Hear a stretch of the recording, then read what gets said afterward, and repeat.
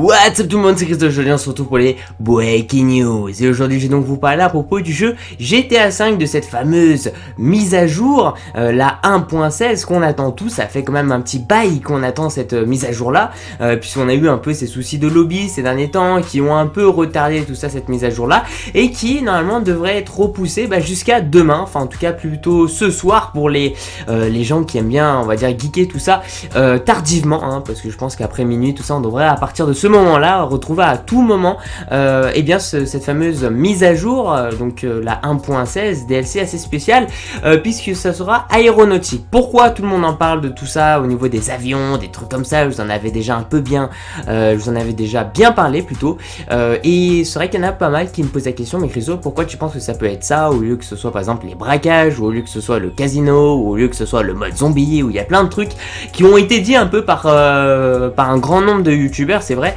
et qui ont été cités tout ça, mais à la fois comme j'en avais un peu parlé la semaine dernière, et ça paraît pas trop logique qu'on retrouve ce genre de DLC comme ça arriver un peu à la rush, d'une façon aussi rapide. Ça paraissait pas trop logique. Et puis en plus de ça, donc demain nous sommes donc le 19 août, et le 19 août, comme j'ai marqué, c'est la journée de l'aviation américaine. Et oui les gens, donc c'est une grande journée pour les Américains encore, un peu comme l'indépendance, le jour de l'indépendance où il y a eu un DLC aussi. Et bien ici c'est demain, donc c'est une assez grosse journée au niveau des States, c'est à dire que voilà, donc c'est la journée de l'aviation américaine. En gros c'est un peu l'endroit où ils vont faire défiler un peu tous les avions, tout ça, pas forcément militaire, hein, donc faut attention là-dessus aussi. Et on pense honnêtement qu'on risque d'avoir un DLC là demain, un peu comme on a eu pour les précédents opus. Mais petite info, c'est qu'il y a eu un code source qui a été livré hier soir, et que je vais vous faire afficher aussi sur l'écran, et ce code source est marqué aussi dessus, qui confirme un peu le DLC de demain avec le Hydra. Le Hydra en fait qui est un avion, et que je vais aussi vous montrer sur l'écran. Je vous montre pas mal de choses sur l'écran, je sais.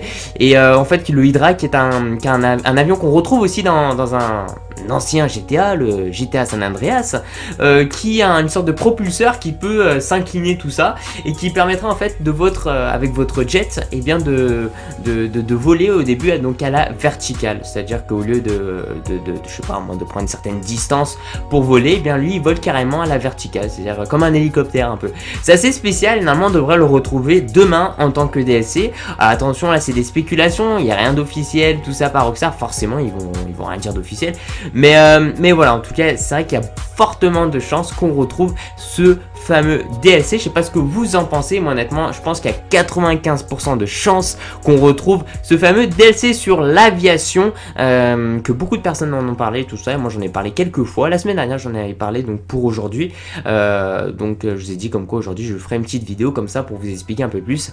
Donc logiquement il y aura l'hydravion, il y aura aussi quelques autres avions, mais ça sera plus des avions ici aéronautiques, donc bien sûr dans l'aéronautique, mais ce que je veux dire des avions de chasse.